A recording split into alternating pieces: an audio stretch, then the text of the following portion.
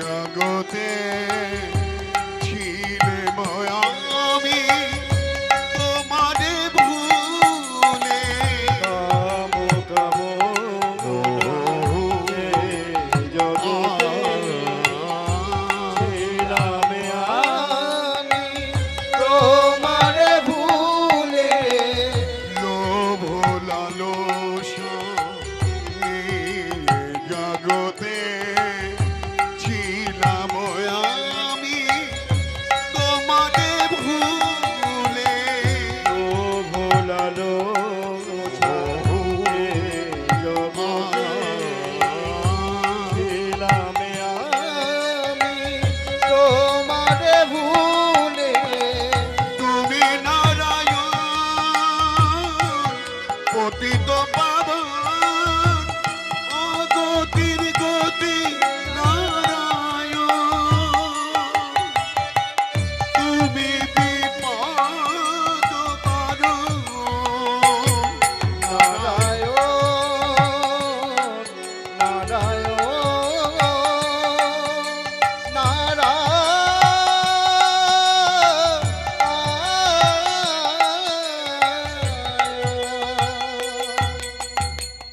বলি এই যে ঘাটের বড়া কি গন্ধ রে বাবা এই পচা গলা মরাটাকে নিয়ে এক বাড়িতে থাকা সম্ভব না মোটেই না এই বেরো বেরো উঠছে আমার বাড়ি থেকে কাদম্বিনী এ তুমি কি বলছো আমি যে তোমার স্বামী তোমার স্বামী আমি যে পতি পরমে গুরু পরমে গুরু আমাকে তুমি আমাকে তুমি তারায়ে দিও না তারায় দিও না। বলি এই যে ঘাটের বনা খেতে দেয়া পড়তে দেয়ার মুরত নেই অথচ স্বামীগিরি ফলানো হচ্ছে হ্যাঁ বেরো তুমি আমার স্বামী টামি কিছু না তোমাকে দেখলে পরে আমার বমি আসে বেরো, বেরো বলছি আমার বাড়ি থেকে এ যে আমার বাড়ি এই যে আমার বাড়ি এ যে আমার ঘর এই যে আমার ঘর আমাকে তুমি আমাকে তুমি তারায়ে দিও না তারায় দিও না। হে ভক্ত মণ্ডলী বাসুদেব নয়ন জলে ভোগ হাসিয়ে বলছেন কাদম্বিনী একদিন মাথার ঘাম পায়ে ফেলে তিল তিল করা সঞ্চিত অর্থ দিয়ে তৈরি করেছিলাম এই অট্টালিকা সাজিয়ে দিয়েছিলাম তোমার এই সংসার কেন জানো শুধুমাত্র তোমাদের সুখে রাখার জন্যে আর আজ আমার অসুস্থতার সুযোগে মুহূর্তের মধ্যেই আমাকে পর করে দিচ্ছ কাদম্বিনী ঘরে থাকতে না দাও আমাকে ওই ঠাকুর ঘরের এক কোনায় ফেলে রাখো তবুও যেন মৃত্যুর সময় নারায়ণকে দর্শন করতে পারি আমাকে বাড়ি থেকে দাঁড়িয়ে দিও না এই যে ঘাটের মরা বলে ঠাকুর ঘর বাড়ির ভেতরে না বাড়ির বাইরে মোট কথা শুনে রাখো তোমার মতন এই পচা গলা স্বামীর আমার কোনো প্রয়োজন নেই যাও বেরিয়ে যাও আর যদি এখনো না যাও ছেলেকে ডাকবো আর ছেলে এসে যদি এদিক সেদিক কিছু করে তখন যেন আমাকে দোষারোপ করো না বলে দিলুম এক সময় ছেলেকে ডাকলে, ছেলে হামলাতে হামলাতে এসে বলছেন, ও মা, মা ডাকছো কেন? কি হয়েছে? কি? ওই দেখ, তোর বাবা আমাকে বাড়ি থেকে তাড়িয়ে দিতে চাইছে। কেমন সুন্দর মিথ্যে কথাটি সাজিয়ে গুছিয়ে বললেন। আরো তো সন্তান নয়, যেন জলযন্ত্র মাতৃভক্ত সন্তান। কি বলছো? মাতৃভক্ত শয়তান, ঠিকই বলেছি। রাধে রাধে। বাবার কাছে এসে বলছে, এই বাপ, বেরো বেরো বলছে আমার বাড়ি থেকে। আমার বাড়িতে তোর মতন পচা গোলা বাপের আমার কোনো প্রয়োজন নেই, যা বেরিয়ে যা। একটা কথা লক্ষ্য করেছে, কিছুক্ষণ আগে স্ত্রী কাদম্বিনী বললেন, এই বাড়িটা আমার, আমার বাড়িতে তোমার মতন পচা গলা স্বামীর কোনো জায়গা নেই, বেরিয়ে যাও। পরক্ষণে ছেলে এসে বলছে, এই বাড়িটা আমার। হে ভক্তমণ্ডলী, বাড়ি তো একটা। যে নাকি অক্লান্ত পরিশ্রম করে বাড়িটা তৈরি করেছে, সে কিন্তু এখনো মরেনি, অসুস্থ হয়েছে। আর তার সেই অসুস্থতার সুযোগে দুদিকে দুজন দাবিদার দাঁড়িয়ে গেছে। ছেলে বলে আমার বাড়ি, স্ত্রী বলে আমার বাড়ি। আর যার বাড়ি সেই বাসুদেব। ছেলের ওই কথা শুনে কি উত্তর দিবে? বাক্য রহিত হয়ে গেছে। অপলক দৃষ্টিতে ছেলের মুখের দিকে তাকিয়ে আছে।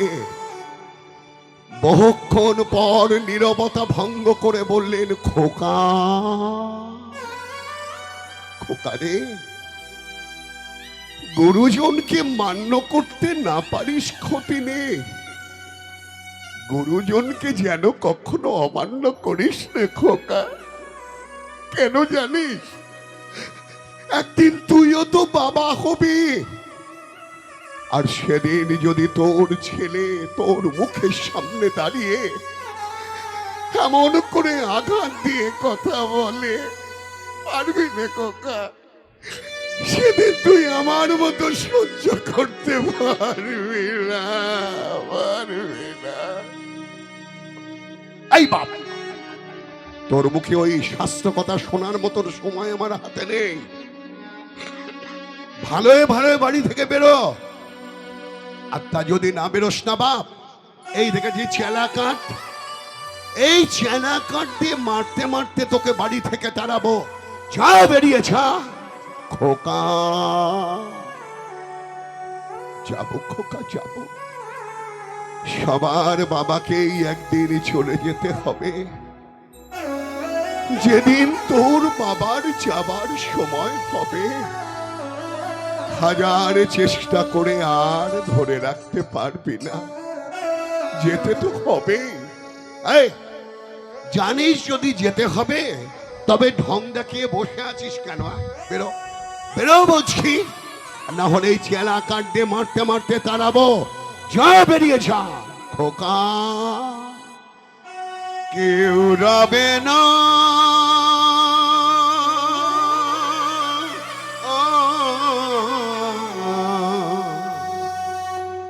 এ জগতে, খোকা রে, কেউ রবে না ভবে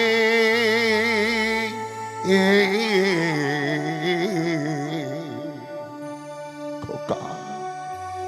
দুদিন আগে দুদিন পরে চলে যেতে হবে, যেতে হবে রে মা, চলে যেতে হবে।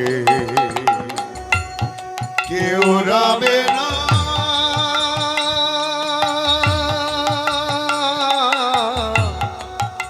এ জগতে।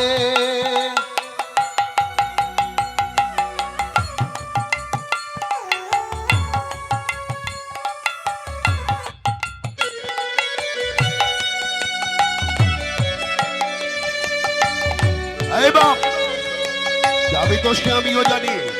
তার আগে বলে দে, টাকা পয়সা সোনা দানা গয়নাগাটি কোথায় লুকিয়ে রেখেছিস?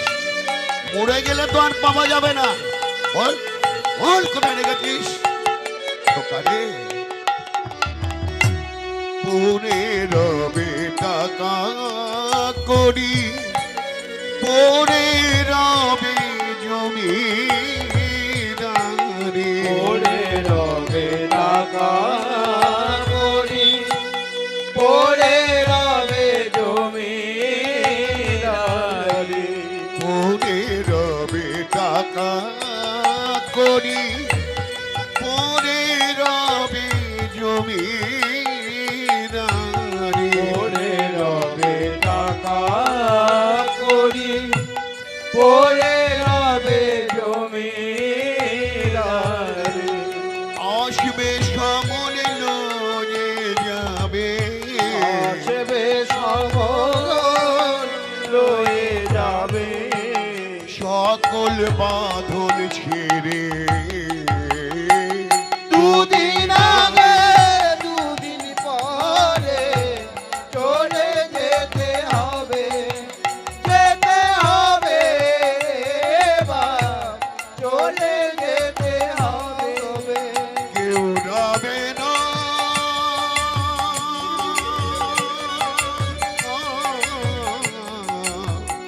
এ জগতে।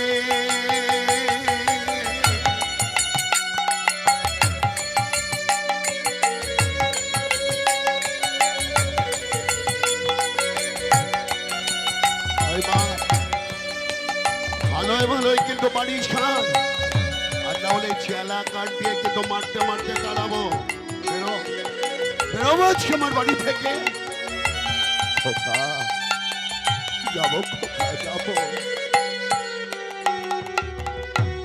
যত করো বাহাদুরি, যতই করো ছলে চাতুরি, যতই করো বাহাদুরি, যতই করো ঝড়-চাতুরি,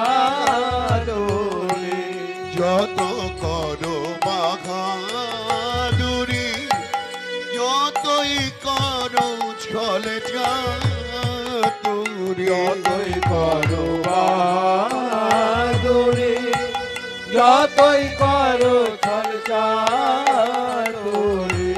চারজনেতে কাঁধে লয়ে, চারজনেতে কাঁধে লয়ে, বলবে হরি হরি। দুদিন আগে দুদিন পরে চলে যেতে হবে, যেতে হবে এবার, চলে যেতে হবে। কেউ যাবে না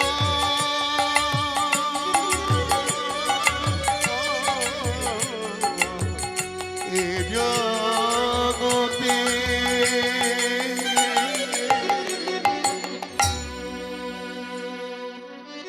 এত বড় আঘাত সহ্য করতে পারলেন না বাসুদেব। এক সময় অচৈতন্য হয়ে লুটিয়ে পড়লেন ধরনের ধুলায়। আর সেই সুযোগে ছেলে বলছে, ও মা, মা, ওই দেখো ছেলে আমার, ওই বাপটা মানে পচা গলা বাপটা মরেছে, না হলে হয়তো এক্ষুনি মরে যাবে। এই সুযোগে ওই পচা গলা বাপটাকে বনের মধ্যে ফেলে দিয়ে আসি, ধরো মা ধরো। ছেলে এসে এক হাত ধরলেন, স্ত্রী এসে অপর হাত ধরে বাসুদেবের ওই পচা গলা দেহটাকে টানতে টানতে বনের মধ্যে ফেলে দিয়ে চলে আসলো। একই পচা গলা দেহ, তারপর ওই মাটির মধ্যে কাঁটা কাকড়ের আঘাতে ছিন্ন ভিন্ন হয়ে গেল। চারিদিকে মাংসপিণ্ড খুলে পড়েছে, পুজ রক্তে ভেসে যাচ্ছে, অচৈতন্য হয়ে বনের মধ্যে পড়ে আছে। দেখতে দেখতে সারাটা রাত কেটে গেল। এক সময় পূর্ব দিক উদ্ভাসিত করে রক্তিম আভায় সূর্য উদিত হয়েছে। যেই প্রথম সূর্যালোক বাসুদেবের ক্ষতস্থানে পড়েছে, চেতনা ফিরে পেয়ে বলছে, আমি কোথায়, আমি কোথায়? এ তো আমার ঘর নয়, এ তো আমার বাড়ি নয়, এ আমি নারায়ণ।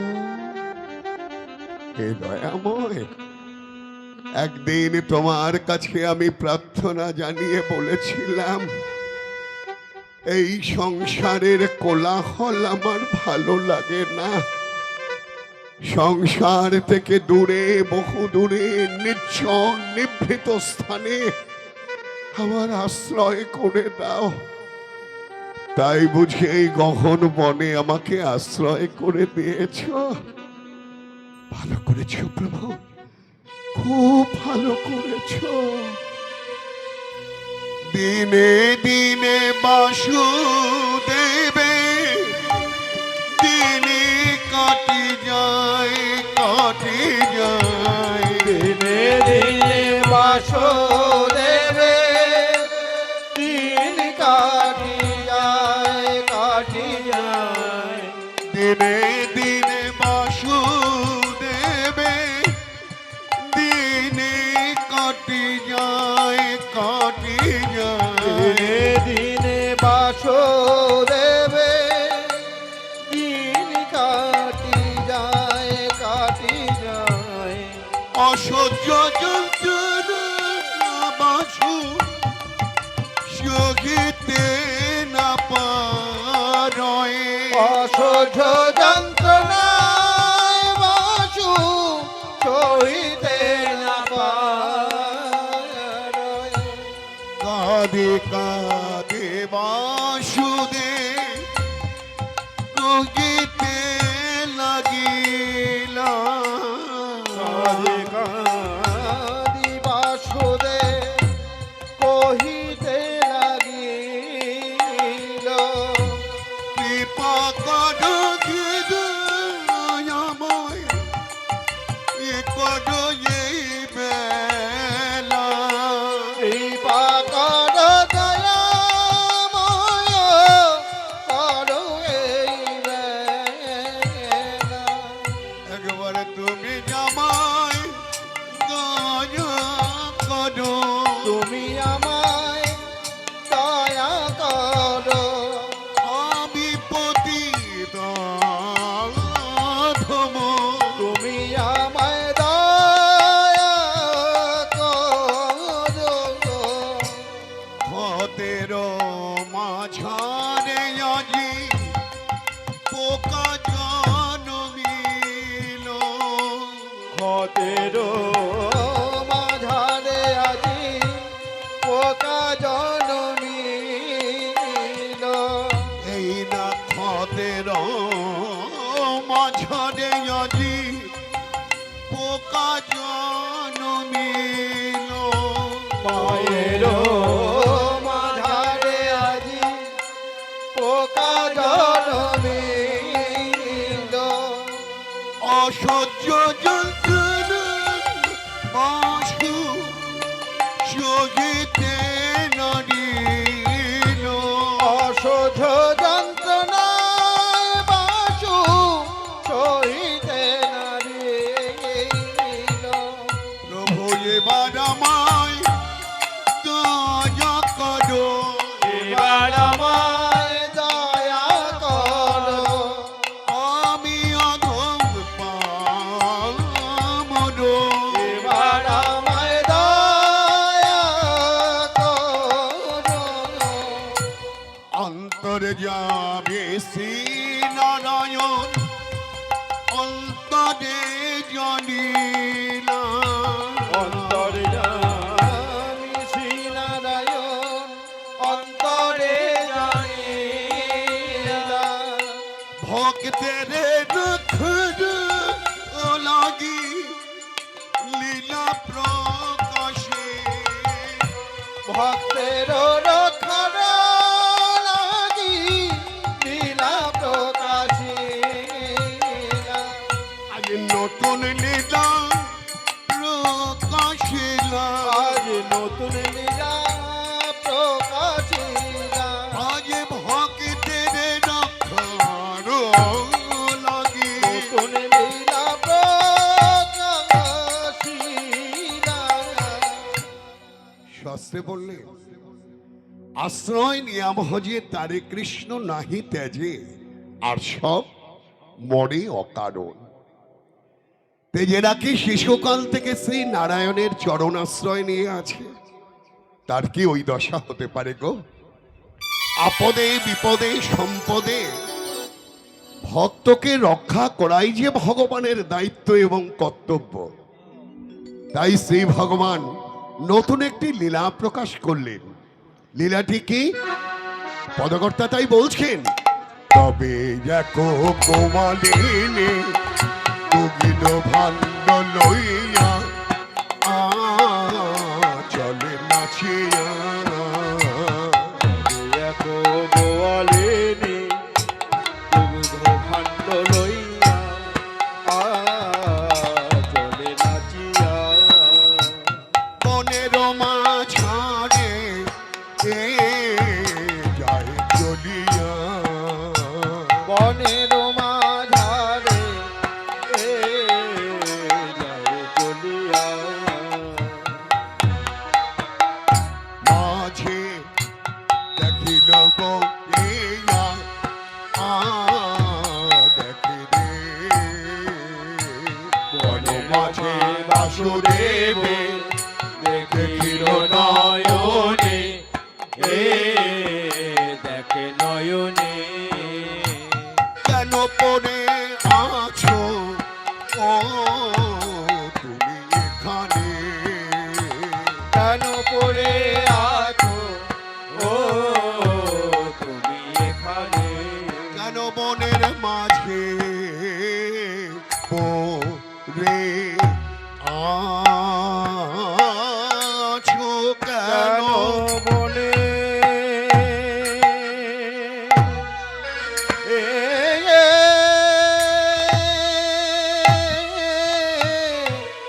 বনের মাঝে পড়ে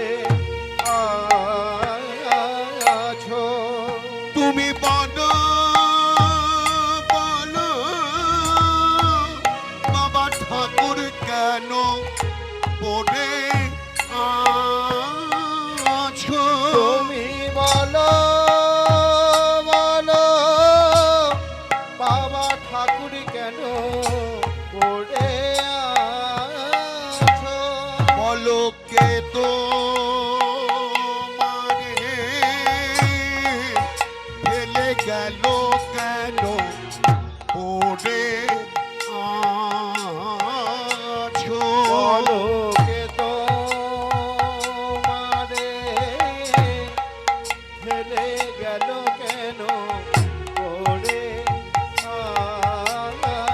আছো বলি এই না কখন বনের মাঝে কেন পড়ে আছো বলো এই না গহন বনের মাঝে কেন পড়ে আছো বলো কে তো মারে ফেলে গেল কেন পড়ে আছো বলো কে তো মারে ফেলে গেল কেন পড়ে আছো বলো কে তো মারে ফেলে গেল কেন পড়ে আছো বলো কে তো মারে ফেলে গেল কেন পড়ে আছো তুমি বলো বলো বাবা ঠাকুর পড়ে আছো বলো বলো বাবা ঠাকুর কেন পড়ে আছো তুমি বলো বলো বাবা ঠাকুর কেন পড়ে আছো তুমি বলো বলো বাবা ঠাকুর কেন পড়ে